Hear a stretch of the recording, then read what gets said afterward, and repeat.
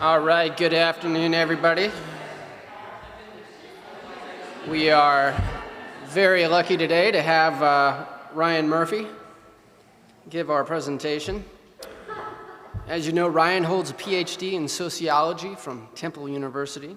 His bachelor's and master's degrees come from St. Joseph's University. His research interests are women religious, social stratification, gender and sexuality, and social determinants of health. Ryan has published articles in sociology, religious studies, and history, academic journals. And his most recent article, developed from his colloquium last year, will be published in the spring 2024 issue of U.S. Catholic Historian. This article explores the nursing care Philadelphia's religious sisters provided to marginalized communities during the influenza pandemic that began in 1918.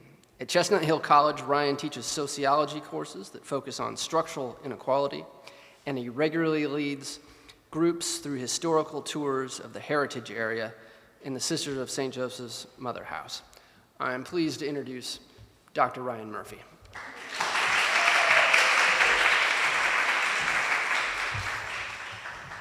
Thank you, Michael, for that very generous introduction, and to all of you for being here.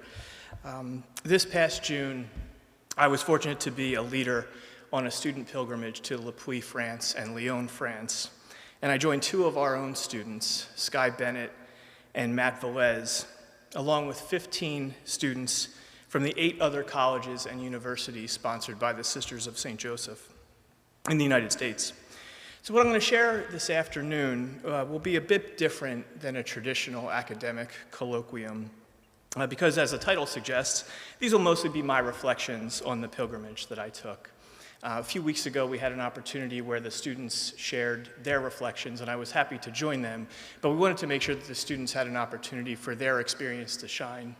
And then for me, whenever I have one of life's really intense transformative experiences, and this was certainly one of them, unpacking those gifts can take me a while to peel back the layers, almost like peeling back an onion. So with a few months' distance from this trip, some of the special graces are beginning to reveal themselves to me, and I suspect that others will continue to in the days, weeks, and months ahead. Welcome. So during the months leading up to the trip, our group connected on Zoom several times. Matt, please have a seat. You're welcome. Okay, you got to go somewhere. Okay. Matt was one of our students who was on the trip. We spent a good bit of time during these Zoom meetings sorting out logistics like coordinating flights and making sure that everyone's passports were up to date. But we also made time during our orientation sessions to prepare ourselves for this immersive experience of pilgrimage. A word that I bet most of us don't use very often, and for me brought back fuzzy memories of Geoffrey Chaucer and the Canterbury Tales during my senior year of high school. Sister Kitty Hanley, a retired faculty member from the College of St. Rose, challenged each of us to visit France as 3 people: as a tourist, as a traveler, and as a pilgrim. We should go as tourists, visiting sites, using guidebooks, taking pictures, and maybe buying some souvenirs. But then we should move beyond the superficial, the temporary nature of tourism, and try to have a richer experience as a traveler. Travelers are learners. Travelers immerse themselves in the culture. They try to speak the language, eat the local food. Travelers will walk past Starbucks and look for a slower, caffeinated ritual in a local cafe. As travelers, we should be deliberate in our efforts to connect with people in a deeper, less transactional way. And third, and perhaps most importantly, we should travel to France as pilgrims. Pilgrims travel light, with their hands and hearts open to surprises and graces. Pilgrims notice these graces in the people they meet, and they are attentive to God's gentle whisperings in the everyday. Pilgrims are in motion, moving toward a goal, but as cliche as it might seem, the journey is often that destination. So Sister Kitty's words resonated with me that day, back in April, and seem even more relevant to me since I've returned from Le Puy. In the months since I've been back home, sharing the stories and, of course, boring friends and family with countless pictures, I've reflected on where I noticed these grace-filled moments in Le Puy. Many of us here know something about the Sisters of St. Joseph's history. Some of us know a great deal about it.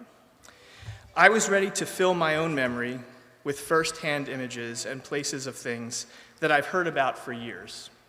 The kitchen, the cathedral, the lentils, the terracotta roof buildings, and of course the lace. What I was not prepared for, though, was how my own movement as a pilgrim, literally the steps that I took each day moving about Le Puy, sometimes with fellow pilgrims, other times by myself, how those steps would transform me and my connection to the legacy of the Sisters of St. Joseph. So as I mentioned a few minutes ago, I'd like to do something a little different than a straight academic lecture. If you're comfortable, I hope that you'll join me in what I hope to be an immersive experience. Joining me as we walk these steps together, I'll share some images and reflections about my own pilgrimage.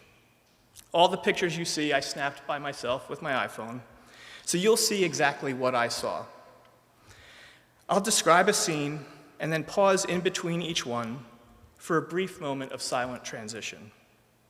So as much as you're comfortable, I invite you to maybe close your eyes for a moment and take a few grounding breaths and try to compose yourself, not in Philadelphia on a gloomy October afternoon, but in the south central France in early June.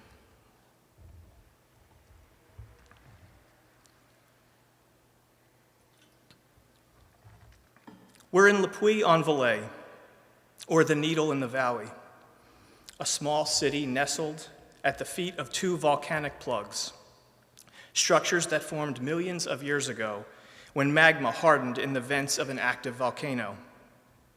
Your eyes immediately move up, following the volcanic structures skyward.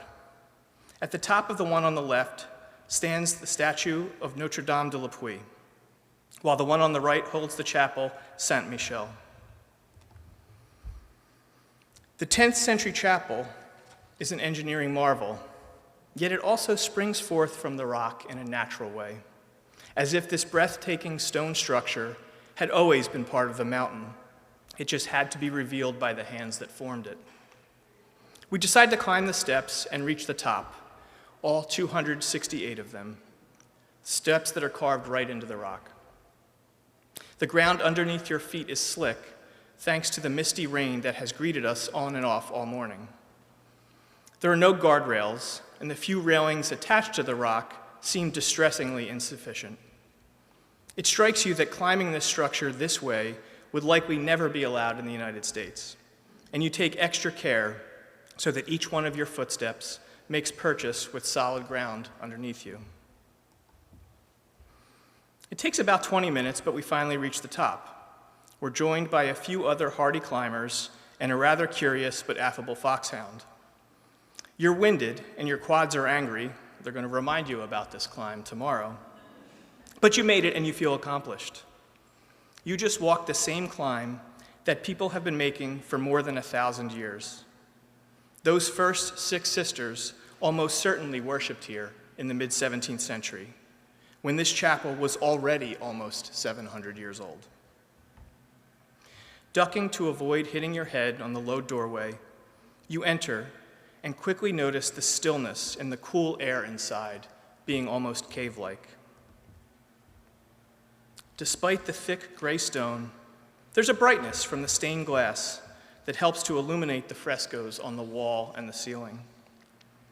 This is a peaceful place, and you're grateful for a few contemplative moments as your eyes wander around the space. In what will become one of your lasting memories from this pilgrimage, a sister who joined us on this climb renews her religious vows in this chapel, sharing her deeply personal and solemn commitment to God with everyone present. The intimacy of this moment made it even more special because of where it takes place.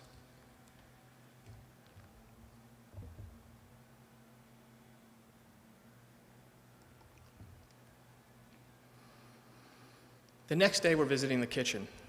Yes, that kitchen, with the fireplace, the Circle City with Love kitchen. The image we've all seen dozens, if not hundreds of times.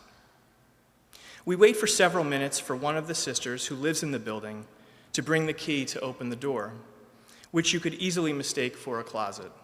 There's no big banners advertising that this is the spot. Like the Mona Lisa, Stonehenge, the Liberty Bell, and countless other storied objects and places, the kitchen is a lot smaller than you would expect it to be, and it's rather unassuming. We listen to the Sisters of St. Joseph Foundation story, a story that I have shared countless times with other people, but it takes on a special resonance here today. Everything you've been told seems to be true, that this kitchen is preserved in the exact space where the original 6 sisters gathered in the morning to divide their work for the day, and where they warmed themselves by the fire in the evening. It's where they broke bread together, made lace, and shared the state of their hearts. It feels like we should spend more time here than we do, but as with the founding sisters, this was a restorative space for contemplative prayer, but not one where they would be confined. Their mission called them to apostolic work, lived in the ordinariness of the everyday, with and among people. And so we don't linger more than a few minutes, just enough time to snap a few pictures and take a quick video, and then we move back out into the drizzly streets of Le Puy. And hopefully my video works here. And the stones below are all original from 1650, when the first sisters came together to form the Sisters of St. Joseph. Here, the stone you see and the fireplace is also original from 1650. This site is precious to Sisters of St. Joseph all over the world. It is a privilege to be here, where these women respond to the arrows. If you notice that HVAC vent, I don't think that's period specific. I think that was added a little bit later.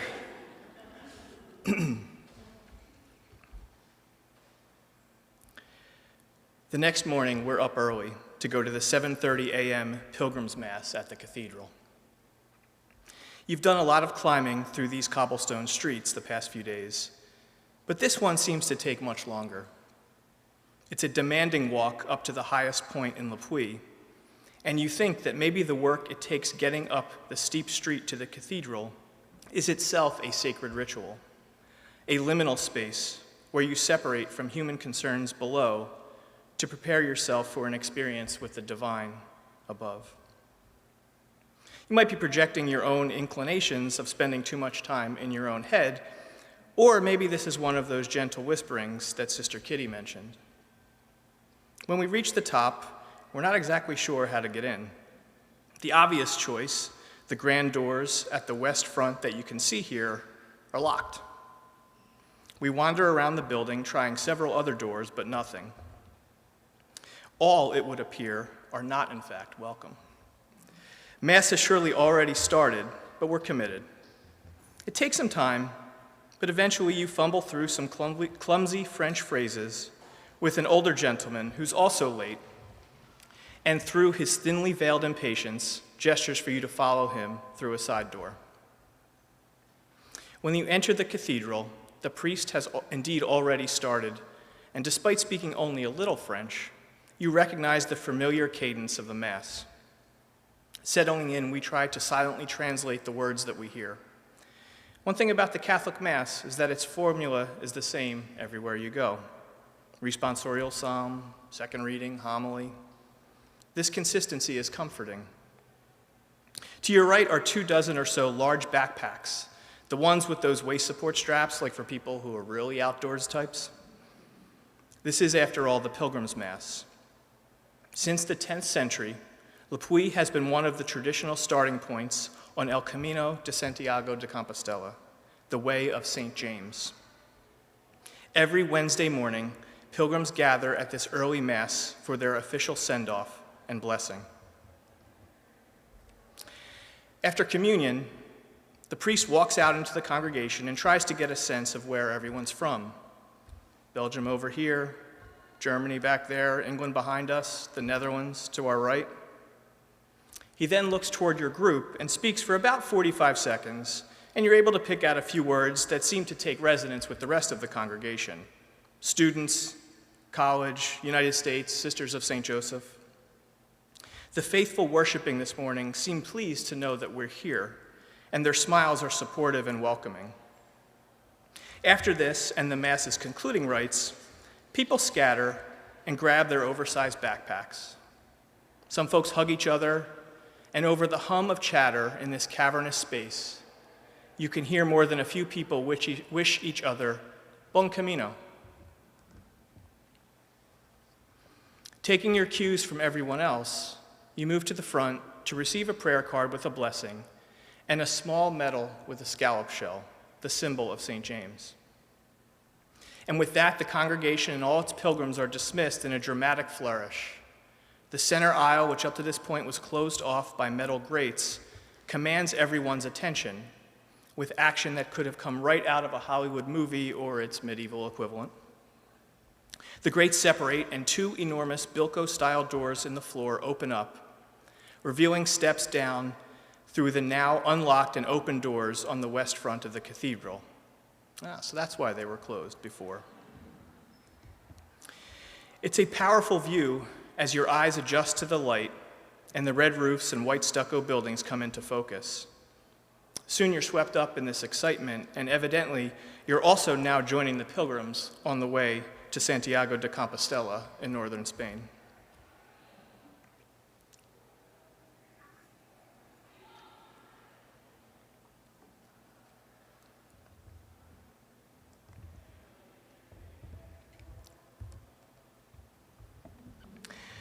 We're on our way, but we don't know where we're going. The consensus seems to be to just follow the crowd. After a few blocks, the group of pilgrims thins considerably. People drop off here and there, into cafes and back to their hotels. 10 minutes later, there's a core group of just 5 of us left. A few months ago, you casually mentioned to the planning group how much you were looking forward to walking some of the Camino. Obviously not all the way to coastal Spain, but at least a couple miles of it in and around Le Puy.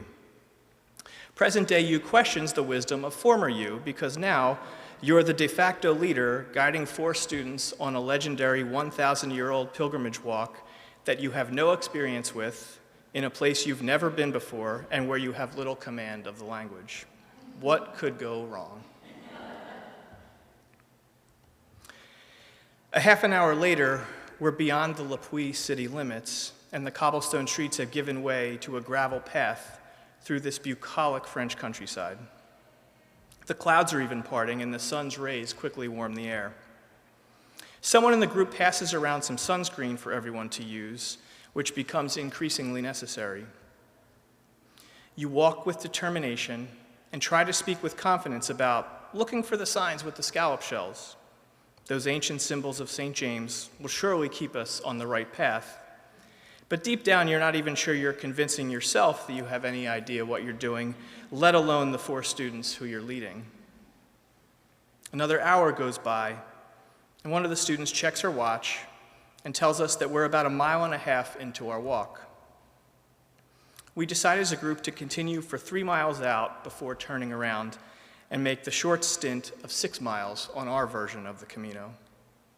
Everyone likes this idea, and we press forward on the same ground pilgrims have walked for a millennium. The crunching gravel under your feet is hypnotic, and you meditate on this moment and how you're filled with an overwhelming sense of gratitude to be here with these 4 people who are no longer strangers. You can't quite name it, but you are in the midst of something very special. Indeed, this is one of the most memorable experiences of your life, and you know that this is not an exaggeration. All 5 of us seem to intuitively know that each of us is feeling something similar. There's also a peaceful ease in being together, not needing to fill every moment with conversation, where the birds chirping and the rhythmic steps under our feet are the only sounds that interrupt our silence. The unspoken glances and smiles communicate all that we need this morning, and we're content to just be in this moment, to be here, now.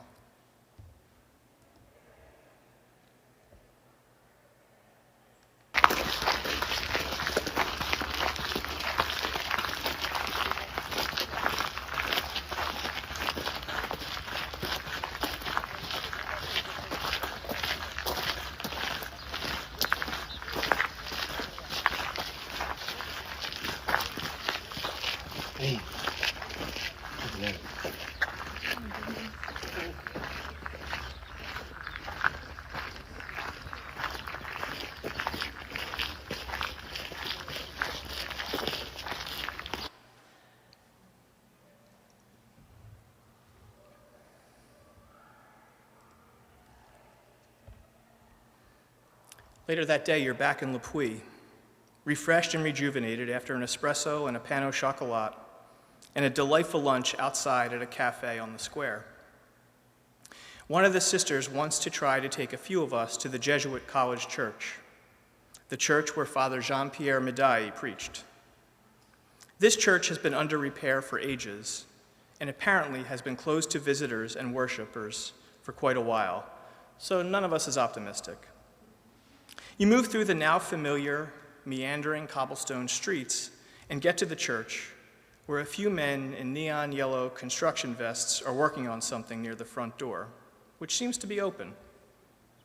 Sister asks in her limited French if it is okay for us to go in, and one of the workers replies, "Oui," and motions for us to move ahead. And then he turns his attention back to his labor. Well, this is a pleasant and unexpected surprise. Crossing the threshold, you're met with the same damp coolness that has greeted you at nearly every sacred site you visited for the past few days. From the outside, and to some extent the inside, this church, while certainly beautiful, is fairly unremarkable and easily gets overshadowed by the grandness of the cathedral and the ancient simplicity of Saint Michel. As you walk around, though, something in here feels different. There's a presence here that is unlike anything you've felt at those other worship sites so far. Now, it could be the lingering effects of the glass of Beaujolais you had at lunch an hour ago, but you feel a lump in your throat and your eyes start to moisten. You start thinking of your own connection to the Jesuits and the profound impact they have had on your life. They educated you at St. Joe's, transformed your understanding of spirituality and relationship with God, making the 19th annotation spiritual exercises retreat in your mid-20s gave you new language to describe love and relationships. It was through your connection with the Jesuits that you met your wife and partner. Your son's middle name is Ignatius, for crying out loud. Even the rough sketches of this reflection that you're writing now and inviting others to join in this afternoon, where you meditate on an image and try to compose yourself in a place, is a classic Ignatian prayer device. So yeah, being in the place where the Jesuit story intersect with the Sisters of St. Joseph one is a pretty big deal. We walk around looking at the various altars and artwork, and you spend the remaining minutes thinking about Médaille, that itinerant preacher from a bourgeois family who was the first sister's spiritual guide. You've always been a bit hesitant to call him the founder of the Sisters of St. Joseph, the feminist in you uncomfortable with giving one man a bit too much credit for the beginning of the tradition left to us from Marguerite, Claudia, Françoise, and the three Annas. But at the same time, what if his Jesuit superiors in Rome listened to those escalating concerns coming from France about Médaille's, quote, extraordinary undertaking? What if they decided they'd had enough of his astonishing actions and recalled him? Put another way, what if he caved to the pressure or simply didn't believe enough in this mission? What if it was all just too much trouble or he turned his attention to other interests? Is it too much of an overstatement to say that without him and his steadfast support of these first 6 women nearly 400 years ago, you wouldn't be standing here? Would we have the little design, Carondelet, the dear neighbor without distinction, Mount St. Joseph Normal School, Chestnut Hill College? Like it or not, the initial stirrings of this religious community needed recognition that could only be legitimized through male clerical support. First from Madai in the mid-1640s, and then eventually from Bishop Henri de Maupas in 1650. Before leaving, you turn your back once more to the altar and imagine all that this ordinary man would never know, and think about his yes, and the original 6 sisters who said yes, and how tens of thousands of Sisters of St. Joseph, associates, and partners in mission since then have said our own yeses to carrying this mission forward. How it continues to unfold itself and shape our experiences at this college, from how we teach our students to how we work for more genuine, just relationships, imperfectly for sure, but always moving toward the goal of unity without uniformity, diversity without division.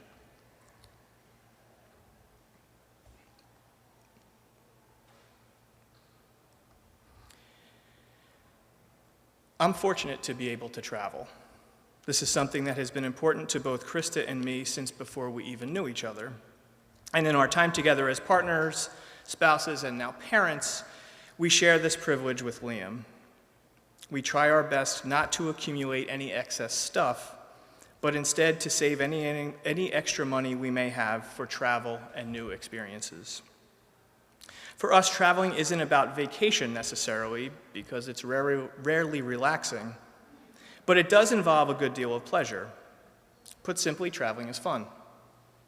It helps me to learn about myself, new sights, languages, smells, foods. Exercising these human senses makes me feel alive and connected to some greater meaning. The sociologist in me is fascinated with culture, how recognizing broader social and historical context is crucial to understanding human behaviors. None of us lives in a vacuum, but rather we're all shaped by the world around us. Experiencing different cultures allows us to observe our own at a distance and perhaps get a new perspective on it. New experiences like traveling also have that unique ability to slow down time. As we get older, time seems to go by so much faster, the cliche statement. And neuroscientists tell us that one way to effectively slow this down is to seek novelty. When we have new experiences, our brains are imprinted with more memory, and these new memories enhance our perceptions after the fact, making new experiences seem longer than they really were. This is why when you drive somewhere for the first time, it always feels like the trip getting there takes so much longer than the one coming home.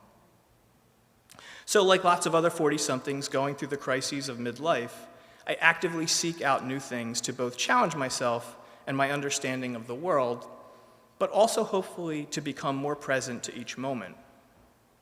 This pilgrimage was one of those experiences for me. I've led many student service and immersion trips in my more than 20 years working on a college campus, and the dynamics of each group is always different. Sometimes the group clicks, other times it forms cliques. This group of pilgrims, though, was definitely the former. They were supportive of each other, reflective, and a pure delight to be with. As I continue to unpack the 6 days that we spent together, there isn't necessarily one particular moment that stands out as the ultimate highlight, but instead a patchwork of memories that awaken similar feelings of intense connection with people and the divine. For me, this was most clear when I was in motion, walking, climbing, crossing thresholds, seeking shelter to duck out of the rain. The steps I took each day connected me with the present moment I was living, the here and now, but also slowly revealed those gentle whisperings that have touched pilgrims for centuries, connecting us to one another across distance and time. Thank you.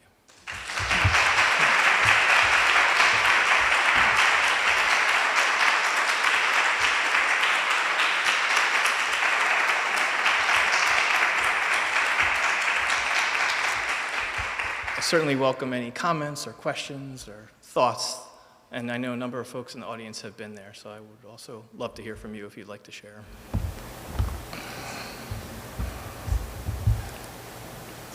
Please. I know this was a faculty event, but I wish I had more students came because from a younger perspective, experiencing everything, me personally, I don't think it's happened a lot. I don't, but like hearing your experience, especially the way you like put it, was really appreciative because you did it in person, and I felt myself like, oh wow, this is really different. Like I didn't get a chance to see the world outside of what I'm used to. So your pictures and your videos is like really eye-opening to like, my goodness, God created a world that's like so much bigger than me. And I wish that a lot of younger people like could hear this message and understand that. It was really like eye-opening, so thank you. Thank you for those comments. And to your point about more students going, I mean, that is just the eternal struggle. We were limited to 2 students from each campus.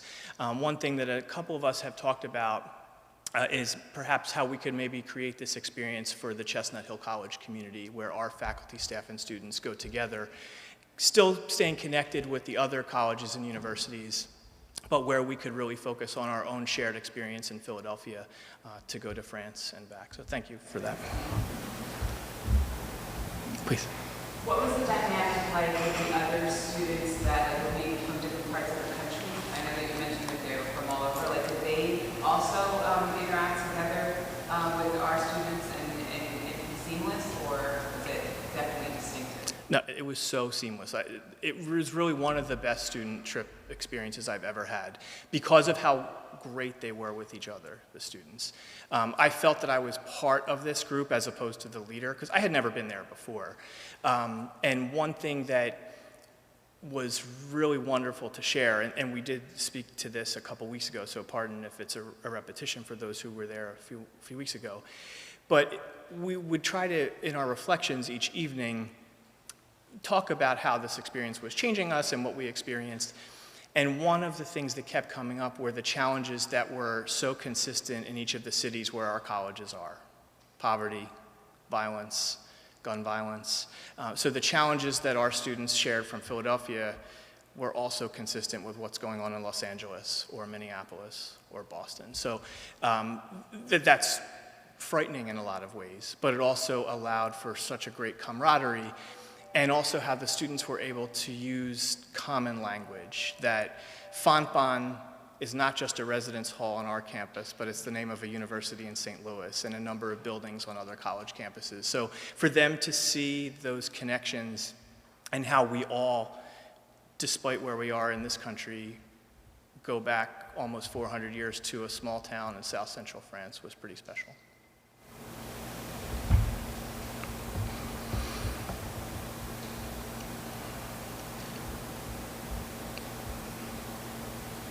Please, Mia. I'm so sorry I was late and missed the beginning, and maybe you already talked about this in the beginning.